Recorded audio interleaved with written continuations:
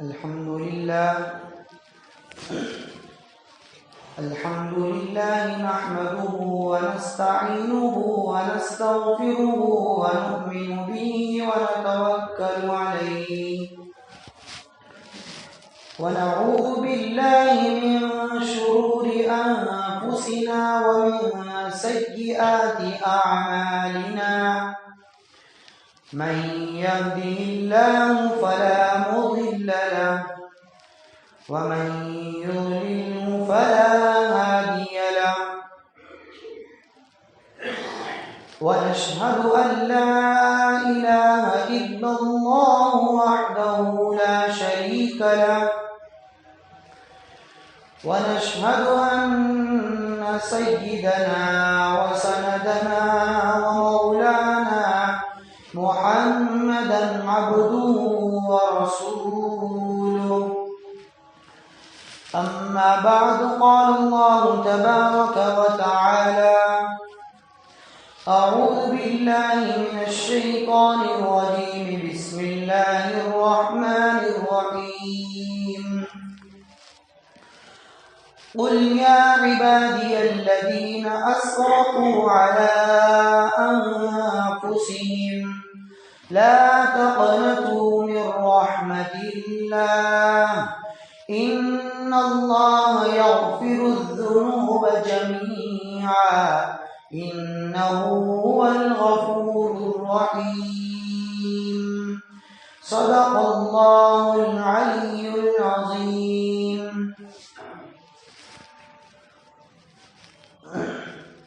معزز سامعین کرام، میرے دینی اور ایمانی بھائیوں اور بزرگوں،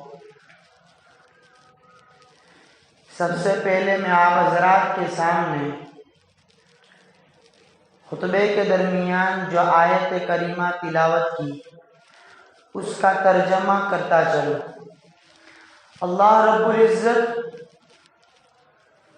اپنے کلام کے 24ویں پارے کے اندر ارشاد فرما رہے ہیں کہ اے محمد عربی صلی اللہ علیہ وسلم، آپ میری جانب سے میرے ان بندوں کو جنہوں نے اپنے آپ کو یعنی اپنی جان کو، اپنے آپ کی جان کو زیادتی کر رکھی ہے،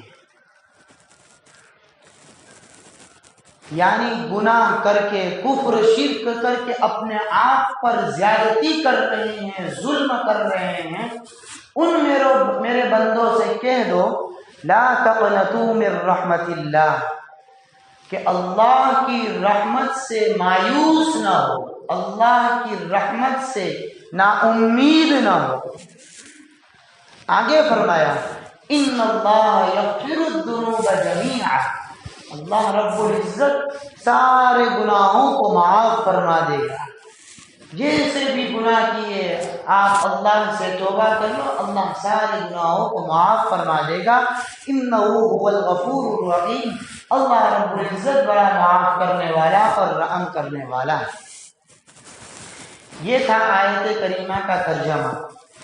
اب یہ جو آیت نازل ہوئی، اس آیت کے نازل ہونے کی یعنی اس کے اترنے کی وجہ کیا تھی، اس کو بھی مختصر میں آپ حضرات کے سامنے بیان کرتا چلوں۔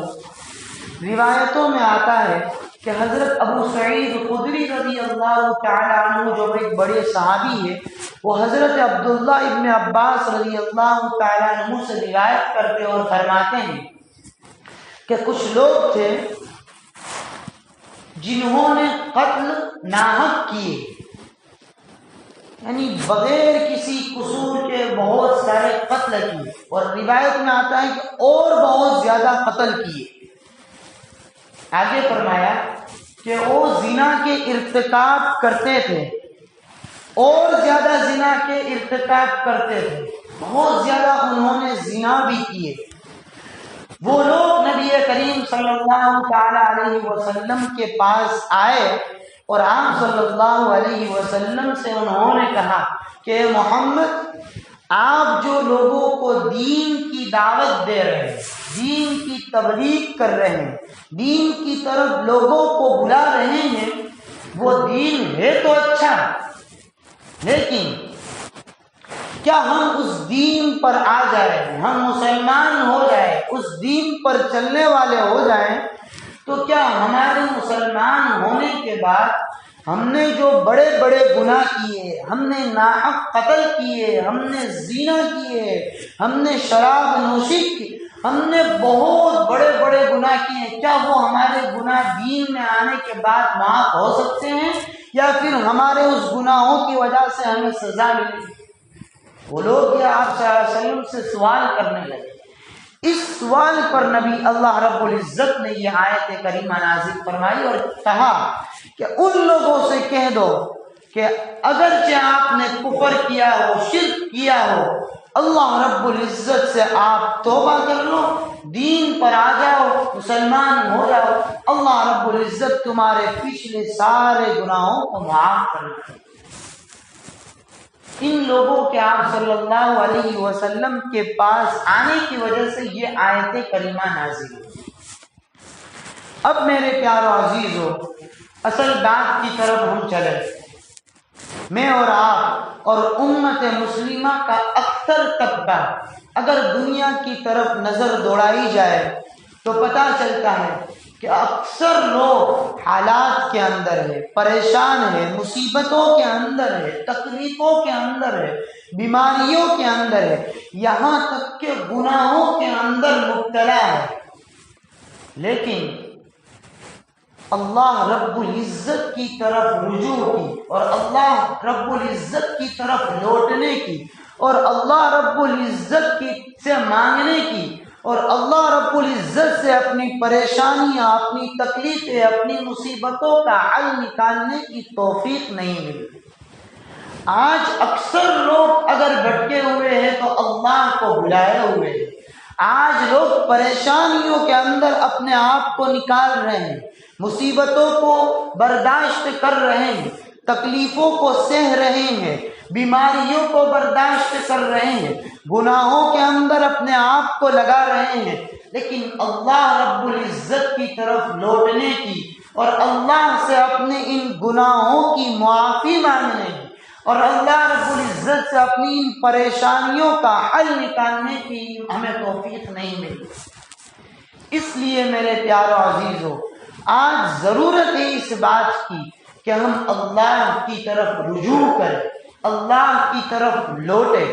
اللہ رب العزت بار بار ہمیں متوجہ کر رہا ہے، بغیر موسم کے بارش برسا کر، بغیر موسم کے دھوپ کی تپش بھیج کر ہمیں متوجہ کر رہا ہے اور بلا رہا ہے کہ میری طرف آؤ، تم مجھے بلا چکے ہو۔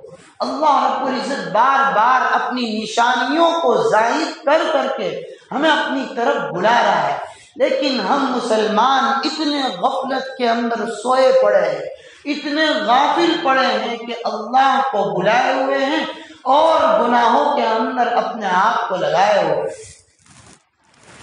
نبی کریم صلی اللہ تعالی علیہ وسلم پر بھی حالات آئے، آپ صلی اللہ علیہ وسلم پر بھی پریشانیاں آئی، آپ پر بھی تکلیفیں آئی، آپ پر بھی مصیبتیں آئی، آپ کہاں گئے؟ آپ کہاں گئے؟ آپ بھی اللہ رب العزت کی طرف لوٹے۔ ایک مرتبہ حضرت فاطمہ رضی اللہ تعالی عنہ پیارے آقا صلی اللہ علیہ وسلم کے پاس آ کر کہتی ہیں کہ ابا جان، کفار قریش یعنی ابو جہل وغیرہ آپ کو قتل کرنے کی سازشیں کر رہے ہیں، آپ کو ختم کرنے کی پلاننگ کر رہے ہیں، آپ کو دنیا سے ختم کرنے کے وہ طرح طرح کی اسکیمیں کر رہے ہیں۔ پیارے آقا صلی اللہ علیہ وسلم نے فاطمہ سے کہا کہ بیٹا تم نے خود دیکھا، تم نے خود سنا؟ فاطمہ نے کہا کہ ہاں ابا جان، میں نے خود سنا۔ اب یہاں نبی کریم صلی اللہ علیہ وسلم پر حالات آنے والے ہیں۔ کیا کیا پیارے آقا صلی اللہ علیہ وسلم نے؟ فاطمہ سے کہا کہ پانی کا برتن، پانی کا لوٹا لاؤ۔ آپ صلی اللہ علیہ وسلم نے لوٹے میں پانی بھرا اور پانی لے کر نبی کریم صلی اللہ علیہ وسلم نے وضو کا ارادہ کیا، مسواک کیا۔ یہاں یہ ایک بات یاد آئی کہ نبی کریم صلی اللہ علیہ وسلم نے وضو کے درمیان اور وضو سے پہلے مسواک ادا کیا۔ مسواک میرے پیارو عزیزو کوئی معمولی سنت نہیں ہے، کوئی معمولی سنت نہیں ہے۔ اگر اس کے اوپر بھی، اس سنت کے اوپر بھی اگر نظر دوڑائی جائے تو یہ ایک سنت امت کے اندر سے بہت ہو چکی ہے۔ امت کے اندر سے مسواک کی جو سنت ہے وہ غائب ہو چکی ہے۔ مسواک کی سنت آج امت کے اندر پائی نہیں جاتی۔ ملا علی قاری علیہ الرحمہ بخاری شریف کی تشریح اور بخاری شریف کی شرح لکھنے والے بہت بڑے عالم تھے، وہ اپنی اس بخاری شریف کی کتاب کے اندر لکھ رہے ہیں شرح کے اندر کہ مسواک کی سنت زندہ کرنے والا جو ہے اس کو 70 سے زیادہ فائدے حاصل ہوتے ہیں۔ ان میں سے سب سے بڑا فائدہ اس کو یہ حاصل ہوتا ہے کہ مرتے وقت اس کو کلمہ نصیب ہوتا ہے، مرتے وقت اس کو کلمے کی توفیق ہوتی ہے، یعنی مرتے وقت اس کا خاتمہ بالخیر نصیب ہوتا ہے۔ آگے وہ اسی جگہ ارشاد فرما رہے ہیں ملا علی قاری کہ مسواک نہ کرنے والے کا سب سے بڑا نقصان یہ ہوتا ہے کہ اس کو مرتے وقت کلمہ نصیب نہیں ہوتا۔ اس لیے میرے پیارو عزیزو مسواک کو کوئی معمولی سنت نہ سمجھو، بلکہ اس سنت کو زندہ کرو اور اس سنت کو لوگوں کے اندر ترغیب دلاؤ اور اس سنت کو رواج دو۔ چنانچہ نبی کریم صلی اللہ تعالی علیہ وسلم نے وضو کیا۔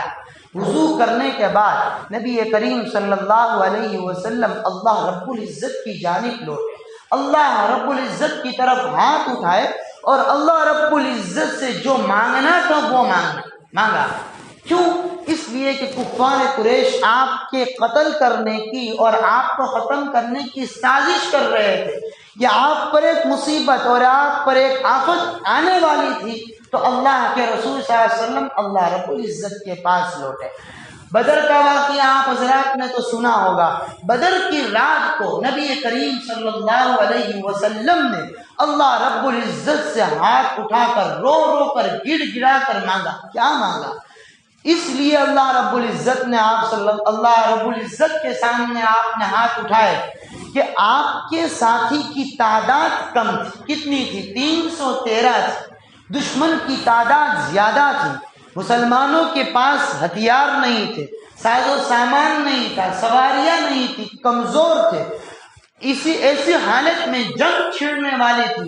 اس بدر کی رات کو کتابوں میں آتا ہے کہ نبی کریم صلی اللہ علیہ وسلم نے اس رات کو پوری رات اللہ رب العزت کے سامنے ہاتھ اٹھا کر روئے اور کہا کہ اے اللہ اگر تو چاہتا ہے کہ تیرا یہ دین باقی نہ رہے اور قیامت تک تیرا یہ دین باقی نہ رہے اور تیرا نام لینے والا کوئی باقی نہ رہے، تو اس چھوٹی سی جماعت کو تو ناکام کر دے، اس چھوٹی سی جماعت کو تو ختم فرما دے۔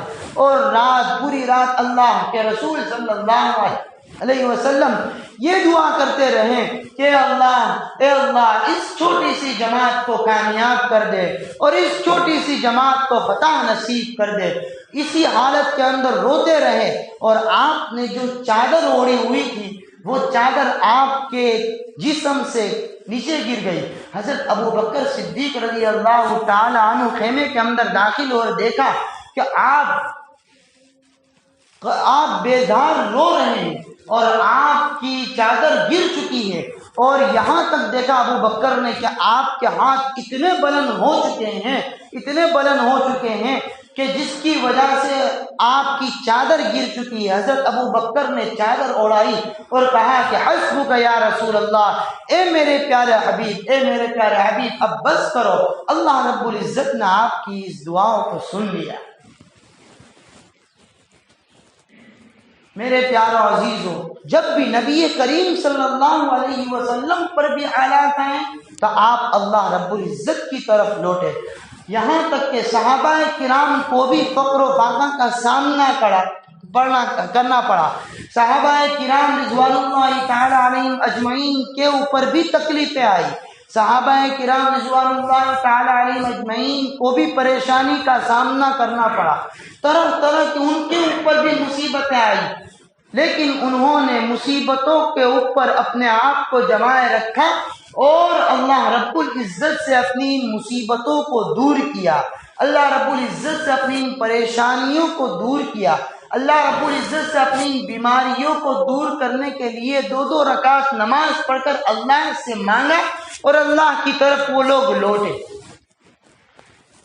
اسی لیے اللہ رب العزت نے قرآن کریم میں ارشاد فرمایا ہے کہ یا عبادی الذین اسرفوا علی انفسہم لا تقنطوا من رحمت اللہ، کہ اے میرے گنہگار بندے تم میری رحمت سے نا امید نہ ہو، تم میری رحمت سے مایوس مت ہو جاؤ، میرے پاس آ جاؤ اور مجھ سے اپنے گناہوں کی معافی مانگ لو، میں معاف کر دوں گا، میں معاف کر دوں گا۔ تم اپنے آپ پر ظلم اور زیادتی نہ کرو۔ اللہ رب العزت یہاں ایک بات غور و فکر کرنے کی ہے کہ یہاں اللہ رب العزت کسے کہہ رہے ہیں؟ یا عبادی الذین اسرفوا علی انفسہم، اللہ رب العزت کسے کہہ رہے ہیں؟ معافی مانگنے کے لیے کسے کہہ رہے ہیں؟ کیا تہجد گزار سے کہہ رہے ہیں؟ نہیں۔ 5 وقت کے نماز پڑھنے والے سے کہہ رہے؟ نہیں۔ روزے دار سے کہہ رہے؟ نہیں۔ عمرے پر عمرے کرنے والے، حج پر حج کرنے والے سے کہہ؟ نہیں۔ اللہ رب العزت اپنے گنہگار بندے اور اپنے فاسق بندے سے کہہ رہے ہیں کہ اے میرے فاسق بندے تو میرے پاس آ جا اور میری رحمت سے تو نا امید نہ ہو، تو اپنے آپ کو گناہوں کے اندر مبتلا کر چکا ہے، تو اپنے آپ کو گناہوں کے اندر ڈالے ہوئے ہے، تو میرے پاس آنے میں دیر کرے گا لیکن میں تیرے گناہوں کو معاف کرنے کے اندر دیر نہیں کروں گا۔ اللہ کہہ رہا ہے کہ تو میری رحمت سے نا امید نہ ہو، تو میری رحمت سے نا امید نہ ہو، اور اے میرے فاسق بندے تو مجھ سے اپنے گناہوں کی معافی مانگ لے، میں تیرے سارے گناہوں کو معاف فرما دوں۔ اس لیے میرے پیارو عزیزو ضرورت ہے اس بات کی کہ ہمارے اوپر بھی حالات ہے، ہر طرف سے ہم پریشانیوں کا سامنا کر رہے ہیں، ہم اپنے آپ کو مصیبتوں کے اندر ڈالے ہوئے ہیں، اللہ رب العزت بلا رہا ہے اپنی طرف، اللہ کی طرف ہم رجوع کر لے، اللہ سے گڑ گڑا کر اللہ سے مانگ لے۔ اللہ رب العزت بہانہ ڈھونڈ رہا ہے، ہمارے سارے گناہوں کو معاف فرما دے گا۔ اللہ رب العزت بشرط یہ ہے کہ مرنے سے پہلے، گڑگڑے کی حالت سے پہلے، سکرات کی حالت سے پہلے جیسا بھی گناہ ہوگا، جو بھی گناہ ہوگا، کفر ہوگا، شرک ہو، کوئی بھی گناہ ہوگا، بس اللہ سے ایک سچی پکی توبہ کر لو، اللہ رب العزت معاف فرما دے۔ اس پر ایک واقعہ بیان کرتا چلو۔ حضرت امام جوزی رحمۃ اللہ، ابن جوزی رحمۃ اللہ علیہ اپنے وقت کے بہت بڑے آدمی تھے، وہ اپنا واقعہ خود نقل کر رہے ہیں کہ میں ایک مرتبہ بغداد کی جامع مسجد کے قریب سے گزر رہا تھا تو ایک ماں اپنے بچے کو مار رہی تھی اور اپنے گھر سے بھگا رہی تھی، اور ماں کہہ رہی تھی کہ تیرا یہاں رہنا بیکار ہے، تو چلا جا، تو اب یہاں واپس کبھی بھی مت آنا۔ بچے کو مار رہی ہے اور بھگا رہی ہے اور دروازہ بند کر دیا۔ ابن جوزی علیہ الرحمہ کہہ رہے ہیں کہ یہ واقعہ میں دیکھ رہا تھا، اب وہ بچہ گلی محلے کے اندر گھومتا پھرتا رہا، آخر آدھی رات ہوئی، اپنے گھر کے پاس واپس آ کر اسی دروازے کے پاس بیٹھ گیا۔ اب اس ماں نے رات کو دروازہ کھولا تو دیکھا کہ بچہ وہیں پر ہی بیٹھا ہوا ہے۔ اب بچے سے اس ماں نے کہا کہ تجھے تو میں نے بھگا دیا ہے، تیرا یہاں رہنا بیکار ہے، تو یہاں کیوں آیا ہے، چلا جا۔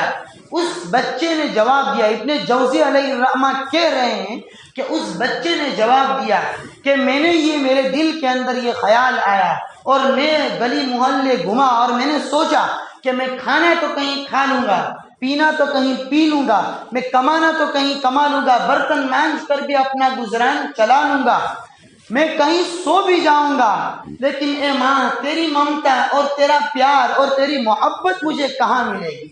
ان الفاظ کو وہ ماں سن نہ سکی اور اپنے اس بچے کو اپنے سینے سے لگا کر اپنے گھر کے اندر لے لیا۔ ابن جوزی علیہ الرحمہ وہاں اس معاشرے کو اور اس واقعے کو دیکھ کر کہہ رہے ہیں کہ میرے دل پر ٹھیس پہنچی اور میرے دل کو ایک تکلیف پہنچی، اور اسی واقعے کو دیکھ کر میں رونے لگا، اور انہوں نے کچھ اشعار کیے، اور اللہ رب العزت کے سامنے، اتنے بڑے اللہ والے نے اللہ رب العزت کے سامنے اسی وقت گڑ گڑا کر یہ الفاظ کہے کہ اے میرے رب، اے میرا مالک، تو مجھے عزت تو دے سکتا ہے، تو مجھے دنیا کے اندر عزت تو مل سکتی ہے، مجھے مال و دولت تو مل سکتی ہے، مجھے جو چاہے دنیا کے اندر مل سکتا ہے، لیکن تو نہ ملے اور تیری محبت نہ ملے اور تو مجھے معاف نہ کر تو میرا یہ سارا مال، یہ میری ساری عزت، یہ سارے دنیا کا جائیداد سب بیکار ہے، سب بیکار ہے۔ اب امام جوزی اسی وقت کہہ رہے ہیں اور اپنے واقعے کو اپنی کتاب کے اندر نقل کر رہے ہیں اور کہہ رہے ہیں کہ اللہ رب العزت سے بار بار اپنے گناہوں پر اور اپنی خطاؤں پر اور اپنی لغزشوں پر اللہ سے بار بار معافی مانگتے رہو۔ موت کا کوئی بھروسہ نہیں ہے، موت کوئی کہہ کر آنے والی نہیں ہے، اس کا کوئی وقت نہیں ہے کہ بوڑھا ہونے کے بعد ہی موت آئے گی یا بیماری کے وقت ہی موت آئے گی، اس کا کوئی ٹھکانہ نہیں ہے، لیکن موت سے پہلے اللہ رب العزت ہمارے ہر گناہوں کو معاف کر دے گا۔ اس لیے میرے پیارو عزیزو، ضرورت ہے اس بات کی کہ ہم نے جتنے گناہ کیے ان تمام گناہوں کو اللہ تبارک و تعالیٰ کے سامنے پیش کر کر اللہ سے رجوع کرے اور اللہ سے معافی مانگے، اور ایسے حالات کو، ان پریشانیوں کو اللہ کے سامنے پیش کرے اور ان پریشانیوں کا حل اللہ رب العزت سے نکالے۔